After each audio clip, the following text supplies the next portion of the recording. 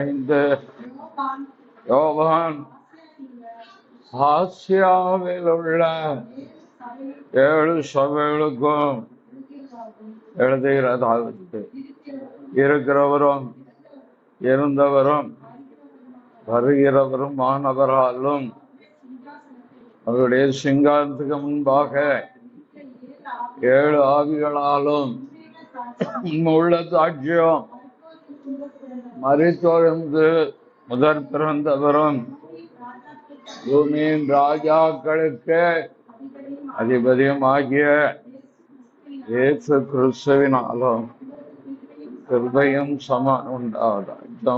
நல்ல பிதாவே, வார்த்தையும் வருகிறேன், செல்வன் என வைத்துக் கொள்ளும். சொல்லப்படும் வார்த்தை தகுந்த வாழ்க்கை வாழ எனக்கு உதவி செய்யும். வசனத்தை கொண்டு உங்களுடைய ஜனத்தை நீர் ஆசிரியர் தாழ்த்துகிறேன், வெறுமையாக்குகிறேன், ஒப்பு கொடுக்கிறேன். இரக்கம் செய்கிறேன் இயேசுவின் மூலம் பிதாவே.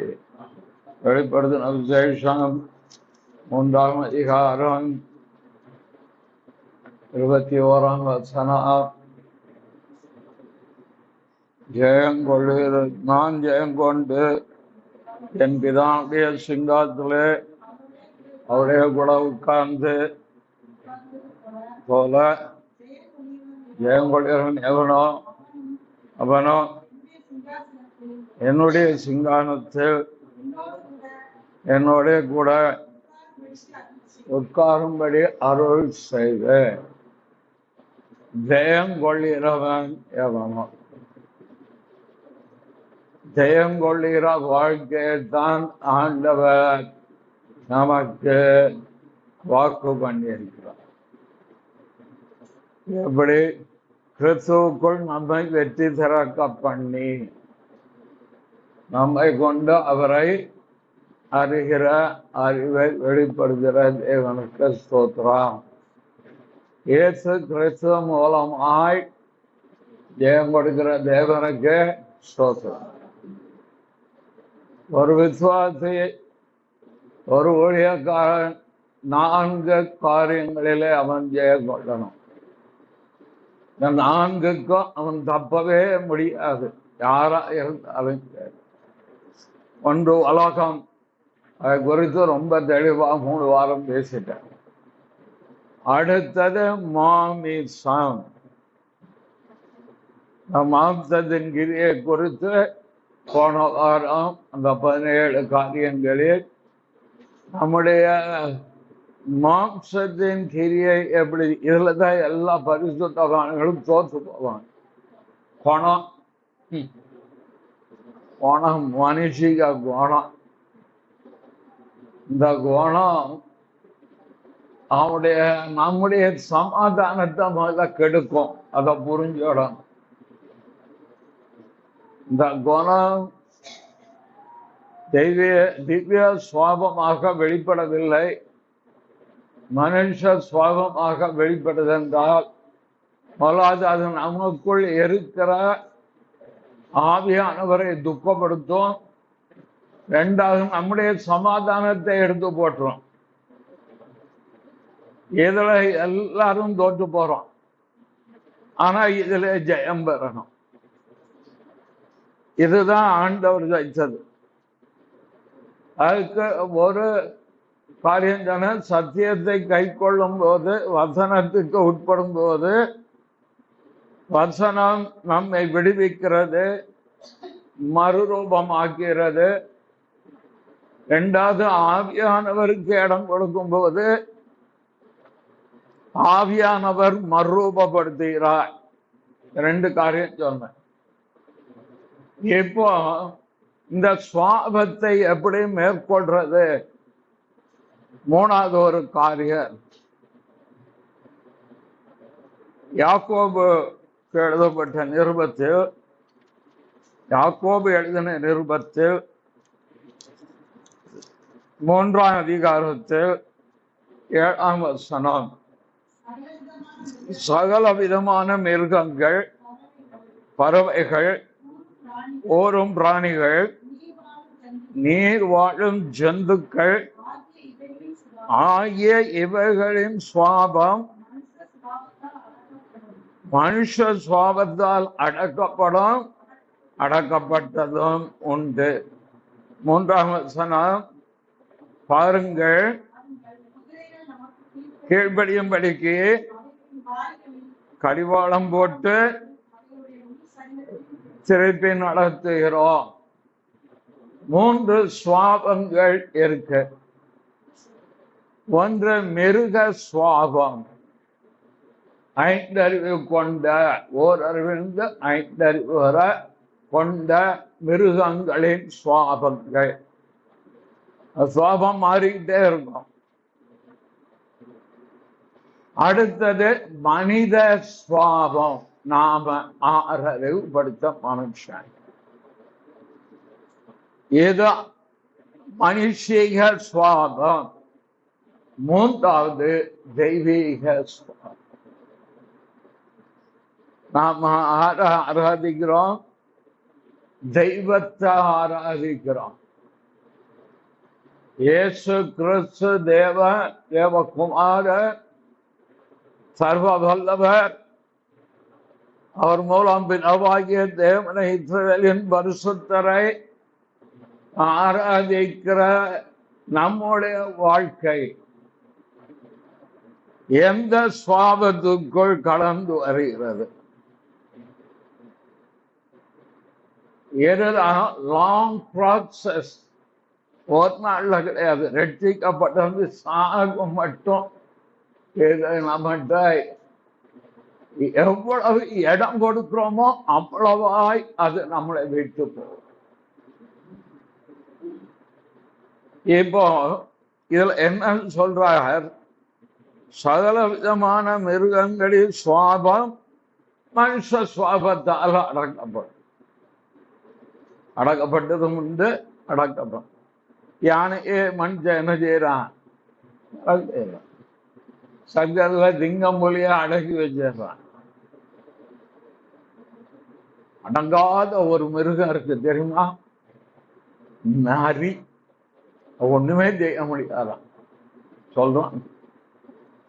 அப்போ ஒரு மனுஷ சுவாபம் 5 அறிவு கொண்ட, 6 அறிவு கொண்ட ஒரு மனிதன் 5 அறிவு கொண்ட ஒரு மிருகத்தின் சுவாபத்தை அடக்கி ஆள முடியுமானால் 6 அறிவு கொண்ட மனிதனுடைய சுவாபத்தை, அவனை சிருஷ்டித்த தெய்வத்தினுடைய சுவாபத்தை வைத்து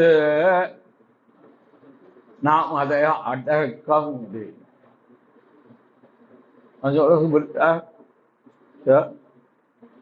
நம்ம சுவாபம் தானா போகாது, அது மோசமானது சுவாபம்.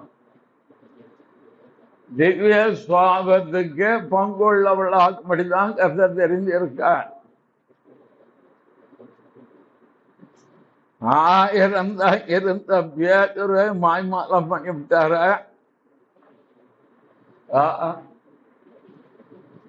1000 இருந்த எழுப்புதல் நேரத்தில் அனனியா தப்பிராள் பொய் சொல்லிட்டாங்களே. எல்லாம் எந்த சுவாபம்? தெய்வீக சுவாபம், மனுஷ சுவாபம்.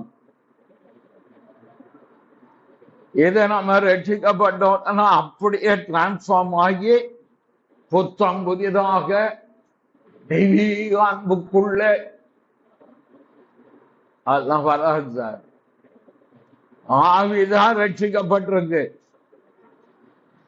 ஆன்மாவிலே ஒத்து கொண்டு இருக்கிற ஆதைகள், இச்சைகள், இதான் முதல்ல சொல்லி கொடுத்தேன்.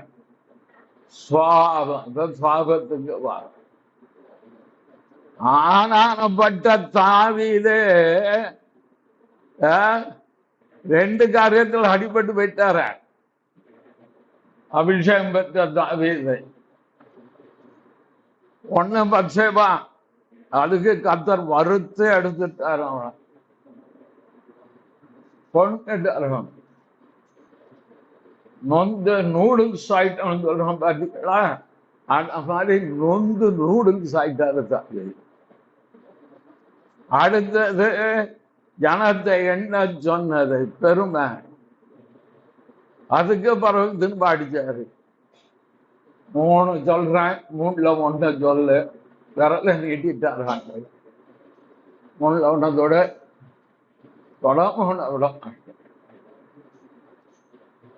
தெய்வீக சுவாபம் என்பது என்ன, அது என்கிட்ட இருக்கா என்பதை அறிந்து கொள்வோமானால் நம்முடைய சுவாபங்களை தெய்வீக சுவாபத்துக்கு ஏற்றவாறு நாம் நம்மளை மாற்ற முடியும்.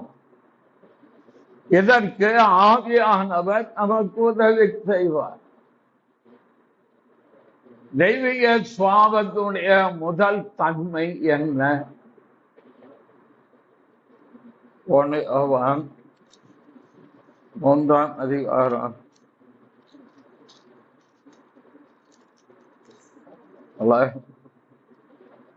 7 தேவன் அன்பாகவே இருக்கிறார். 4ஆம் அதிகாரம் 8ஆம் வசனத்தின் பின்பாகலாம் தேவன் அன்பாகவே இருக்கிறார். தேவன் அன்பா இருக்காருன்னு சொல்லி முடிக்கிறார். எந்த சூழ்நிலையிலும் அவர் அன்பாகவே தான் இருக்கிறார். எவ்வளவு உலகம் அக்கிரமத்துல இருந்தால் கூட தேவன் இன்னைக்கு அன்பாகவே தான் இருக்கிறார்.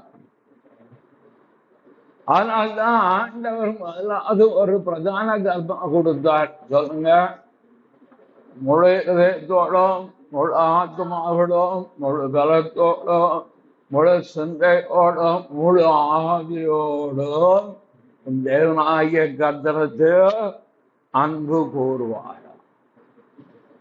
2வது அதுக்கு சமமான கற்பனை, உன்னிடத்தில் அன்பு கூறுவதோல் பிறத்தில் அன்பு கூறுவார். ஆண்டவர் ஏற்று கொடுத்த புதிய கற்பனை மறந்துட்டு நடு ராத்திரி தட்டி எடுத்து சொல்லு அப்படின்னா 3 கற்பனை ஒரு தேவனுடைய பிள்ளைக்கு சொல்ல தெரியும். ஒருவரில் ஒருவர் அன்பாய் இருங்க. முதல் கற்பனை தெய்வீகம். முதலாவது நீ தெய்வீகத்துக்கு இடம் கொடு, என்னிடத்துல அன்பு கூறு.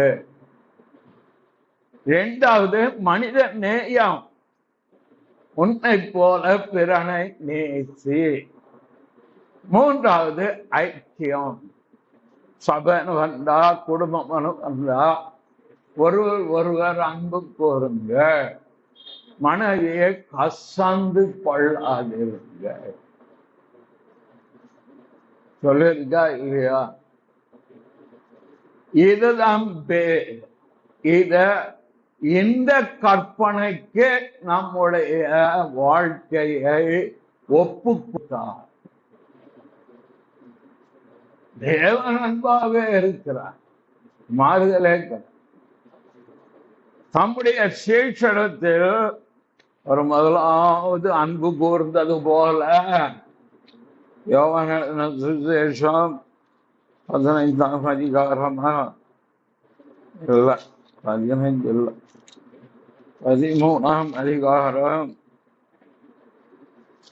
1ஆம் வசனத்தின் பின்பாகம், சாமி உலகத்திற்கு தம்முடைய இடத்தில் அன்பு வைத்தபடியே முடிவு பரியந்தமும் அன்பு வைத்தார்.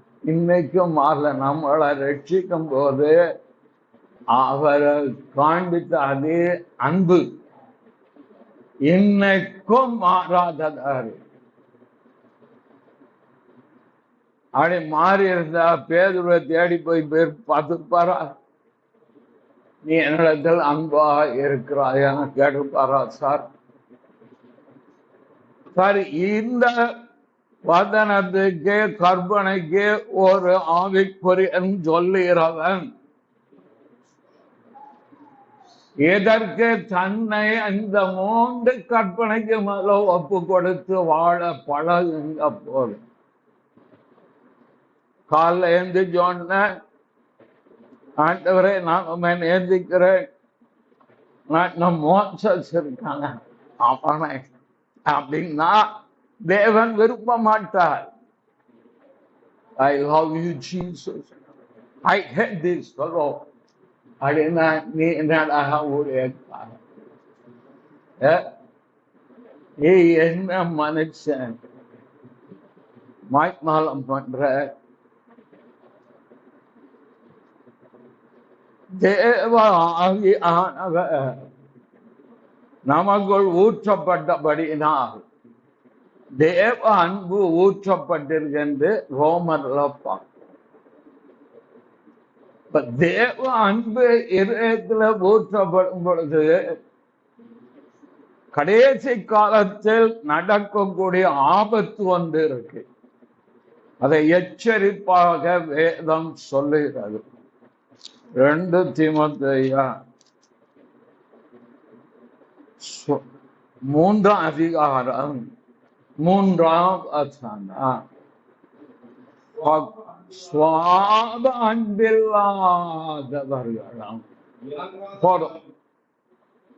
பெரிய ஆபத்து என்ன தெரியுமா? சுவாப அன்பு என்று ஒன்று இருக்கு. இதை உலகத்தில் எப்படி சொல்வார்கள் என்றால் பாசம், தாய் பாசம், பிள்ளைகள் மேல் வைக்கிற பாசம், பிள்ளைகள் பெற்றோர் மேல் வைக்கிற பாசம், நாம் மற்ற நம்முடைய உறவின் மேல் வைக்கிற பாசம். இதுக்குதான் இதை வேதம் எப்படி சுட்டி காங்கினா சுவாப அன்பு. இது கூட இல்லாத நிலைமை உலகத்தில் உண்டாகும் என்று வேதம் நம்மை எச்சரித்து சொல்லுகிறது. அப்படியானால் சுவாப அன்பு வந்து இருக்கிறது. அந்த அன்பு என்ன செய்யும்? நம்முடைய வீட்டாரை நேசிக்கும், அல்லது நம்மளை நேசிக்கிறவளை நேசிக்கும். இதான் நடக்கும். இதான் உலகத்தில் இப்ப நடத்திட்டே இருக்கு. ஆனா தெய்வீக அன்பு சொல்றோம் பாத்தீங்களா, இருதயத்துல ஊற்றப்பட்டிருக்கின்ற அந்த இடத்தை தேடி பார்த்தேன். எனக்கு ரோமர் 5:8. நன்றி ஐயா. அதை வாசிப்போம். ரோமர் 5:8.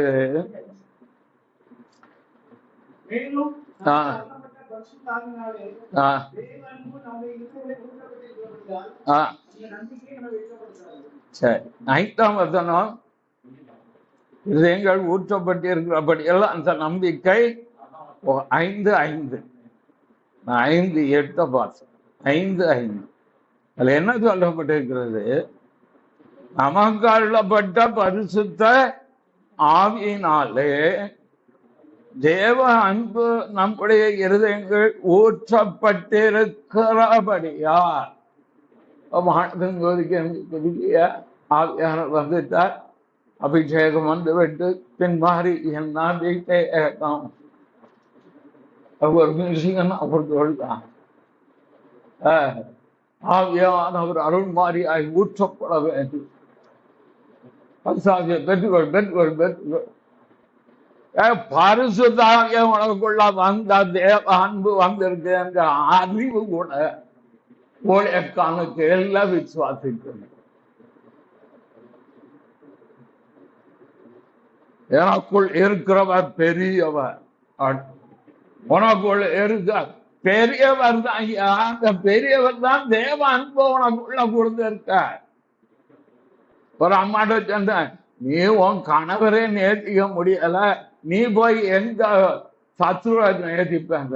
அந்த அம்மா செடிக்கு தேவ அன்பு நமக்குள் இருந்தால் சத்துருக்களையும் சிநேகிக்கிற இருதயம் சுவாபம் நமக்குள் வரும். இருதயம் சுவாபம், சுவாபத்துல மாற்றம் உண்டாகும். இதான் ஆண்டவர் மறுபடியும் சுவிசேஷங்களிலும் யோவானுடைய 3 நிருபங்களிலும் தேவ அன்பு குறித்து சொல்ற. தேவ அன்பு மாறாது சார். தேவ அன்பு மன்னிக்கும். இதாவே இவங்க செய்யறது நீங்க மன்னிக்கலா பாருங்க. போன வாரம் பேசின எத்தனை பேர் ஞாபகங்களோ தெரியாது. பேசிய 4ஆம் அதிகாரம் 32ஆம் வசனம், ஒருவருக்கொருவர் தயவாயும் மன உருக்கமாய் இருந்து கிறிஸ்துவுக்குள் தேவன் உங்களுக்கு மன்னித்தது போல நீங்களும் ஒருவர் மன்னிங்க. தெய்வீக சுவாபத்தின் அடுத்த லட்சணம் என்னவென்றால், சுவாமத்திற்கால் லட்சணம்,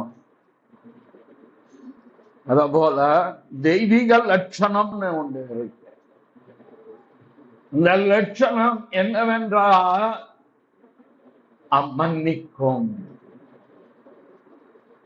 விசாரத்தில் கண்டுபிடிக்கப்பட்ட ஸ்திரீயை கொண்டாந்து இயேசுநாதர் முன்னால வைக்காண்ட ஆண்டவர் சார், அவர் தான் சார் பிரமாணம் கொடுத்தார். விபச்சாரத்தில் கண்டுபிடிக்கப்பட்டால் கல்லறிந்து கொடுக்கணும் மோசை கொடுத்தவர் அவர் தான். ஆனா இப்ப அவர் முன்னாலே கொண்டாந்து நிப்பாட்டி வச்சிருக்காங்க. இதை ஒருவர் அழகாக சொன்னார், ஒரு ஊழியர். அதான் நான் எடுத்து சொல்ல போறேன். எனக்கு கிடைச்ச வெளிப்பாடு கிடையாது, அவர் சொன்னது. அவர் சொல்லும் போது என்ன சொல்லிறார், எப்படி மோசே சொல்லி இருக்கார்ல, ஆண்டவருக்கு தெரியும், நம்ம தான் கொடுத்தோம். இப்போ அந்த கற்பனையை அவர் முறிக்க முடியாது, உடைக்க முடியாது. ஆனால் அதற்கு பதிலாக அவர் மன்னிப்பை அருளும்படி இன்னொரு காரியம் செய்கிறார். என்ன காரியம்? உங்களில் பாவம் இல்லாதவன் கல்லர் தேரி அவ்வளவு கல்லப்பட்டு போயிட்டான். தேவன் எப்படி தன் பிரமாணத்தை மோசே கொடுத்த நியாய பிரமாணத்தை முறிக்காமல் உடைக்காமல் தேவ அன்பின் அடிப்படையிலே பாவம் மன்னிப்பை அவளுக்கு அருள்வதற்கு தேவன் எப்படி செயல்பட்டார் என்று மிக அழகாக எடுத்து, நானும் ஒன்ன நியாயம் தீர்க்கல, போ இனி பாவம் செய்ய. மன்னிக்கிற தன்மை தெய்வீக சுவாபம். மன்னிக்க மாட்டேன் என்று இருப்பது மனுஷ சுவாபம். இதில் ஜெயித்திருக்கிறீர்களா? முழங்கால் படியிட தனி ஜபத்துல முழங்கால் படிவிட்டு அந்த உடனே ஆங்கில நிறம் பக்கத்து இருக்கக்கூடாது. முதல்ல ஆண்டவரே, எனக்கு விரோதமாய் பேசினவர்களை, என்னை துன்பப்படுத்தினவர்களை, என்னை பகைக்கிறவர்களை நான் ஆசீர்வதிப்பேன், மன்னிப்பேன். செய்து பாருங்க. தேவ பிரசனத்துக்கு நம்ம பாடிட்டு 10 பாட்டு தனி இதுல பாடணும். பாடிக்கே 1 மணி நேரம் போயிடும், அதே பெரிய பாடா போயிடும். தேவ பிரசனம் வந்து ஏன்? அவர் மன்னிக்கிறவர், அவர் மன்னிக்கிற தெய்வம். முதல்ல அன்பு கூறுகிற தெய்வம், நீயும் அன்புள்ளவனாயிரு. 2வது அவர் சுவாபம் மன்னிக்கிற சுவாபம். மன்னிக்கணும். மன்னிப்பு கேட்டுட்டா கண்டிப்பா மன்னிக்கணும்,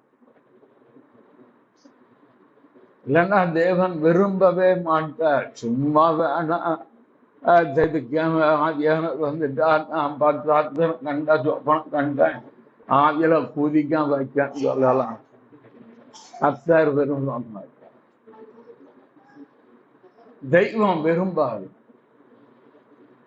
தெய்வீக சுவாபம் மன்னிக்கிற சுவாபம். தன்னை மறுதளித்த பேதுருவையே தேவன் மன்னித்தார். அவனை திரும்ப கையில எடுத்தார். அவனைதான் முதல் அப்போஸ்தலனாக, சபைக்கு தூணாக தேவன் மன்னிக்கிற சுவாபம் இருக்கு. யாரையாவது மன்னிக்கலன்னா நீ ராத்திரி போய் முதல்ல அவங்கள மன்னிச்சுட்டேன்னு சொன்னாதான் உங்களுக்கு சமாதானம். இல்லைன்னா உள்ள போராடிக்கிட்டே இருக்கு. நான் என்ன பண்ணேன், நான் என்ன செஞ்சேன், நான் அப்படி சொன்னாலே தப்பு. யார் சொன்னா, பரிசேயன் சொன்னா. நான் மற்ற மனுஷோட போல போல அந்த ஆவி இருக்கக்கூடாது. சரி, மூன்றாவது அவர் எப்படிப்பட்டவர், அவர் சுவாபம் என்ன? லூக்காளன சுவிசேஷம் ஆராதிக்காரர். அதுல அவருடைய சுவாபம், தெய்வீக சுவாபம் 6:36 உங்கள் பிதா இரக்கமுள்ளவராய் இருக்கிறது போல நீங்களும் இரக்கமுள்ளவராய். இதுதான் ஆண்டவுடைய சுவாபம். அவர் இரக்கம் உள்ளார். அதனால்தான் விரும்புகிறவனாலும் அல்ல, ஓடுகிறவனாலும் அல்ல, இறங்குகிற தேவனாலே ஆகும். இந்த இரக்கத்தை நாங்கள் பெற்றிருக்கிறபடி நாங்கள் சோர்ந்து போகிறதில்லை என்று பவுல் அப்போஸ்தலன் சொல்லுகிறார். 2 கொரிந்தியர் 4 அதிகாரத்தில், 2 கொரிந்தியர் 4 அதிகாரமா இல்லை, ஆனபடினாலே நாங்கள் சோர்ந்து போகிறதில்லை. நாங்கள் தேவனிடத்தில் இரக்கம் பெற்றிருக்கிறபடினால் வரும். சரி, அது கரெக்டான அந்த இடம் தெரியல. பிறகு நான் பார்க்கல, நீங்க பார்த்து எனக்கு சொன்னாலும் சந்தோஷம்தான். அவர் இரக்கம் உள்ளவராக, இரக்கம் உள்ளவர்கள் பாக்கியவான்கள். இறக்க குணமே இல்லாத விசுவாசி ஊழியக்காரர் ஆவியில பறக்கிறார். வல்லமை வெளிப்படும் வரங்கள் ஜெபித்துட்டார். உடனே தேவ தூதன் பறந்த. இறக்க குணமே இல்லையா? 4:1 வாசிங்க ஐயா. 1 கொரிந்தியர் 4:1 வாசிங்க ஐயா. இப்படிப்பட்ட ஊழியத்தை இரக்கம் பெற்றிருக்கிறபடி நான் சோர்ந்து ஊழியத்துக்கு இறக்கம் கிடைச்சிருக்க போய் தான் நான் தான் நின்று இப்ப பேசுறேன் சார். சோர்வடையாம எத்தனை எதிர்ப்புகள், சோர்வு. நாம தொடர்ந்து தேவனுடைய வேலை செய்வதற்கான ஊழியத்தில் வருகிற இரக்கம். லோத்துக்கு மேல் தேவன் வைத்த மிகுந்த இரக்கத்தினால் லோத்தை தப்ப விட்டார் ஆண்டவர். நம்ம ஜபத்தான் வீணா போகாது. யாருக்காவது ஜெபித்தோம்னா அதை கேட்டு நம்முடைய ஜபத்தை நிமித்தம் கர்த்தருக்கு இரக்கத்தை காமிச்சிருவார். அவர் இரக்கம் இருக்கா? நமக்குள்ள இரக்கம் இருக்கா? அதுக்கு ஒரு ஓமைய ஆண்டவர் சொல்வார். அதுல மன்னிப்பதை குறித்து சொல்லும் போது இத்தனை தாளந்து வாங்கினவன் அவன் வந்து போய் கேட்கிறான். லூக்கா 12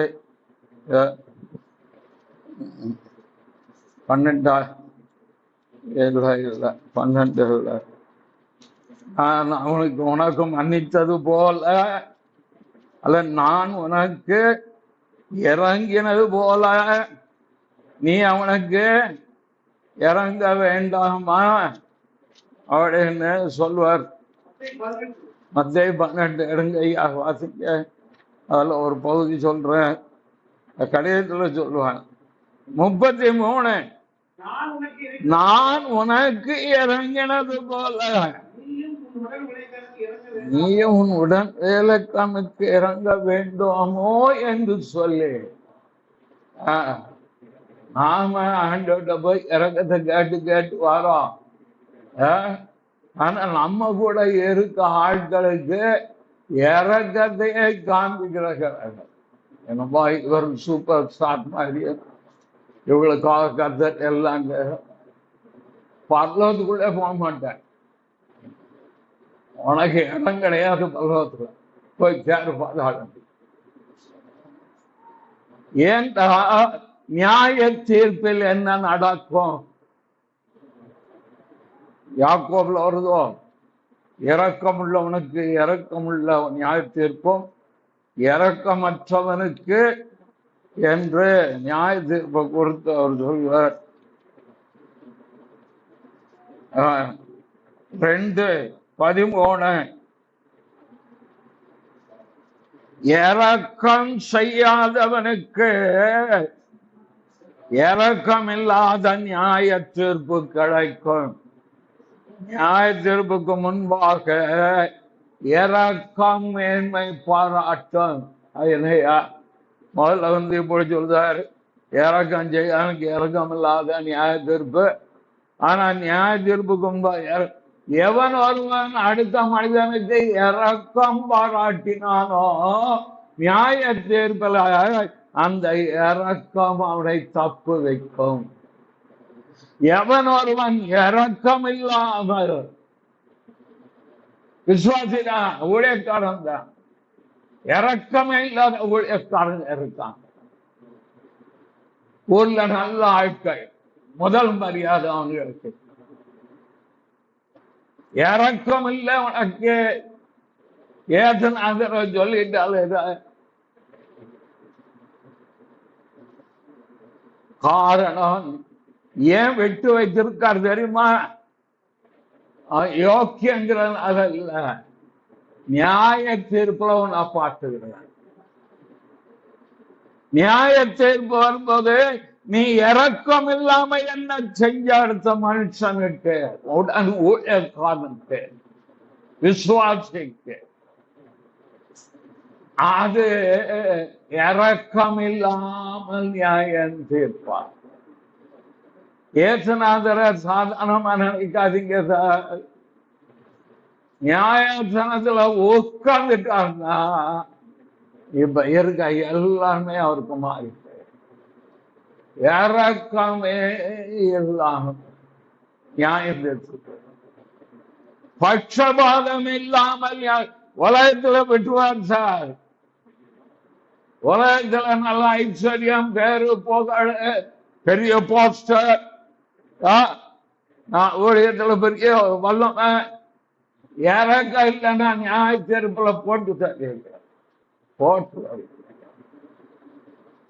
உன்னை எதுக்கு நான் ஆசீர்வதிச்சேன்? எதுக்கு உனக்கு பணம் கொடுத்தேன்?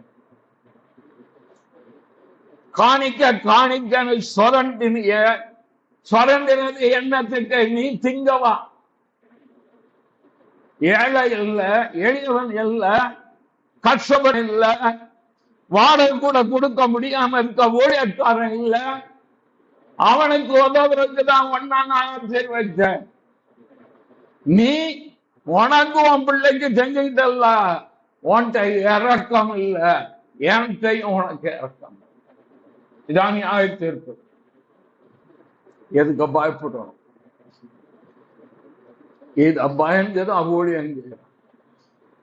இத பயந்துதான் தேவனுடைய காரியத்தை, தேவ சித்தத்தை இறக்கம் காமிக்கலன்னு வச்சிருக்காங்க. உலகத்துல நல்லா இருப்பீங்க, உலகத்துல எந்த குறையும். ஆடிக்கார் வேணுமா வாங்கிக்கோ. அம்பானி தான் வாங்கிட்டாரு, ஏத்துனாரு, கும்பிடுதாரு. ஒரு கம்யூனிஸ்ட்காரன் வாங்குறான், ஏத்துனா இல்லையா கும்பிடுதான். ஒரு தீக்காக்காரன் வாங்குறான், அவன் என்ன கடவுளே இல்லைங்க, அவன் நல்லா இருக்கான். இப்ப இந்த ஆண்டவர் ஏற்றி என்னத்துக்கு? அவர் இறக்கம் உள்ளவராய் இருக்க போல நீயும் இறக்கமாய் இருக்கணுங்கிறதுக்கு தான். இறக்க குணம் இல்லை, உனக்கு மட்டும் போய் பிச்சை எடுக்க ஆண்டவர்கிட்ட இறங்க. ஆண்டவர் என் குடும்பத்துக்கு என் ஊழியத்துக்கு.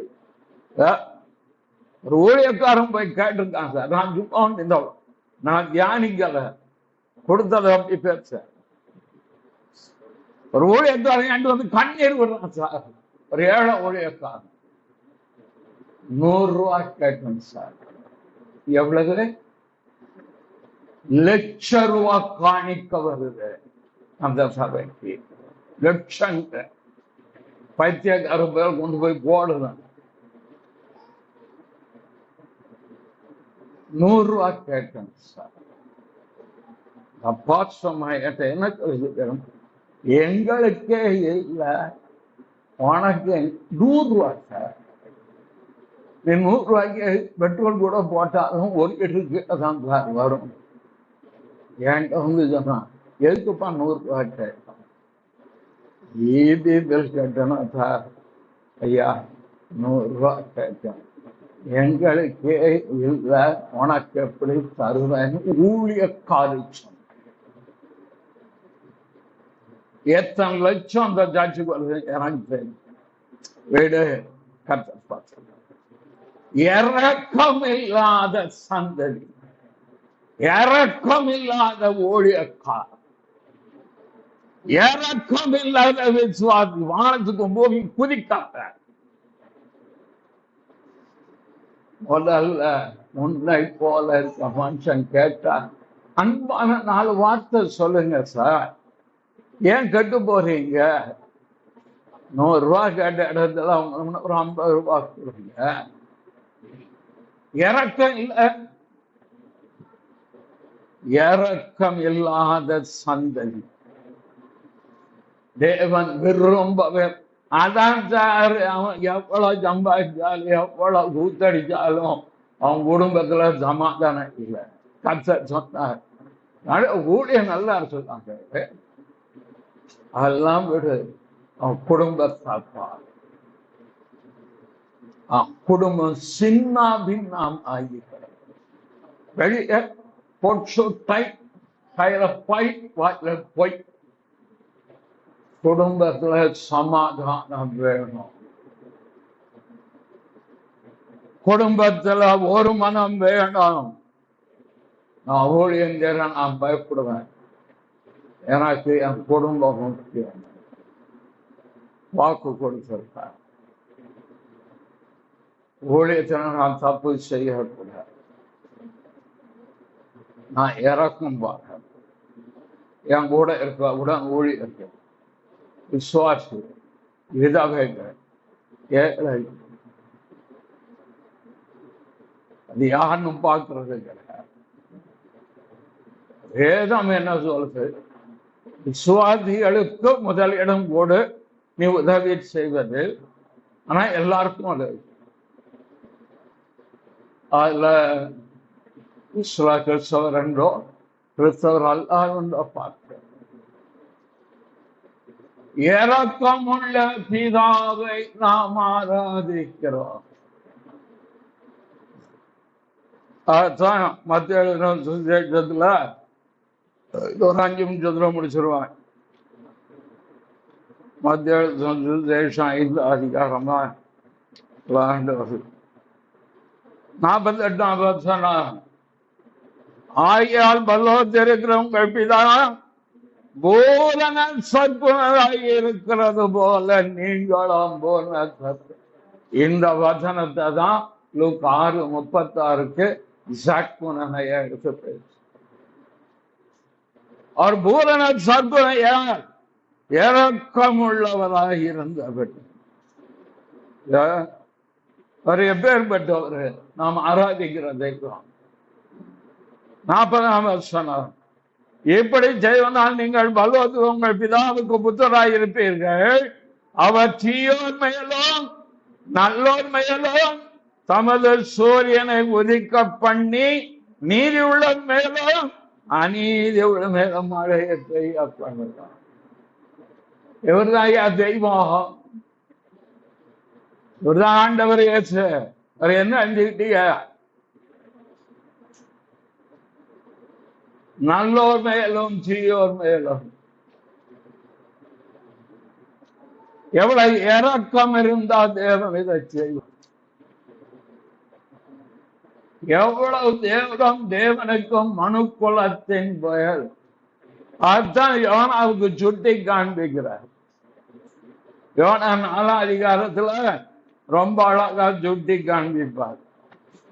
மிருக ஜீவன்களுக்கும் 1975 11ஆம் வசனம்